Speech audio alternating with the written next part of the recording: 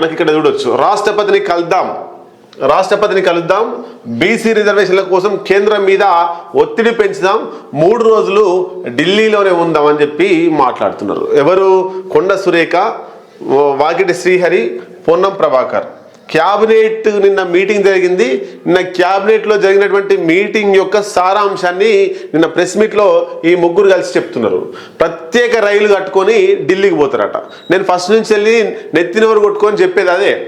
కాంగ్రెస్ నాయకులు, ఇంకే బీసీ నాయకులు, బీసీ సంఘాలు, లేకపోతే అన్ని పార్టీల నాయకులు ఈ 42% రిజర్వేషన్ కోసం తెలంగాణ రాష్ట్రంలో గల్లీలల్లా, హైదరాబాద్లా, జిల్లాలల్లా మీటింగ్ పెడితే తేలేది కాదు. ఇది జాతీయ వ్యాప్తంగా చర్చకు రావాలంటే ఖచ్చితంగా ఢిల్లీలోనే ధర్నా చేయాలి. జంతర్ మంతర్ దగ్గర, పార్లమెంట్ దగ్గరనో, నరేంద్ర మోడీ ఇంటి దగ్గరనో, ఎక్కడనో ఒక దగ్గర ఢిల్లీలో నిరసన తెలిపితేనే దీని మీద తాడో పేడ తెరుస్తారు, 40% ఏదో ఒకటి అవుతుంది అని చెప్పేసి నేను ఫస్ట్ కాంచెలు చెప్తున్నా.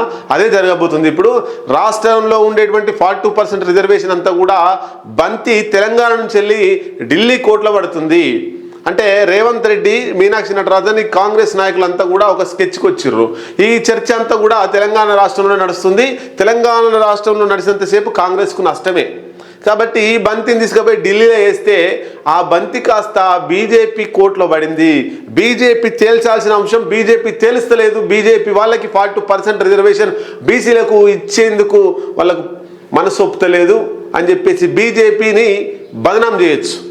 40% రిజర్వేషన్ వస్తేనేమో Revanth Reddy hero, Congress party hero. ఒకవేళ రాకపోతే బీజేపీకి నష్టం చేసేటువంటి ప్రయత్నం రేవంత్ రెడ్డి చేయబోతున్నాడు. కాబట్టి ఇస్తారా సస్తారా? 40% ఇస్తేనేమో ఓకే, ఇవ్వకపోతే బీజేపీ చచ్చినట్టే. ఇప్పటికే చచ్చిపోయింది. రామచంద్రరావును రాష్ట్ర అధ్యక్షుడు చేసి ఇక బీసీలకు 42% రిజర్వేషన్ ఇవ్వకపోతే చచ్చినట్టే. దాని మీద ఈ తెలంగాణలో ఉండేటువంటి బీజేపీ నాయకులు ఏం మాట్లాడకపోతే బాగుంటుంది. కానీ ముస్లిం రిజర్వేషన్ తీసేరి అనేటువంటిది తీసుకొస్తున్నారు.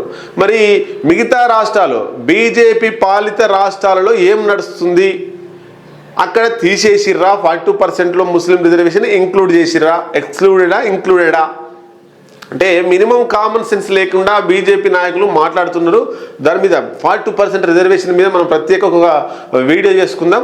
ఇప్పుడు ఈ మార్నింగ్ న్యూస్లో ఉన్నాం కాబట్టి మొత్తం మీద తెలంగాణ నుంచి వెళ్ళి 40% రిజర్వేషన్ అంశం ఢిల్లీ కోర్టులోకి పోయింది. ఎమ్మెల్యేలు, బీసీ సంఘాల నాయకులు ఆ ప్రత్యేక ట్రైన్లో పోతారట. సుమారు 200 మంది తెలంగాణ రాష్ట్రం నుంచి వెళ్ళి మంత్రులు, ఎమ్మెల్యేలు, కార్పొరేషన్ చైర్మన్లు, కాంగ్రెస్ నాయకులు, కొంతమంది బీసీ సంఘాల నాయకులు వీళ్ళందరూ కలిసి ప్రత్యేక ట్రైన్లో ఢిల్లీకి పోయి ఢిల్లీలో జంతర్ మంతర్ వద్ద వీలైతే పలువురు మంత్రులు కూడా అదే రైలులో రాష్ట్రపతితో భేటీ తర్వాత పార్టీ అధిష్టానంతో చర్చించే అవకాశం అంటే మొత్తం మీద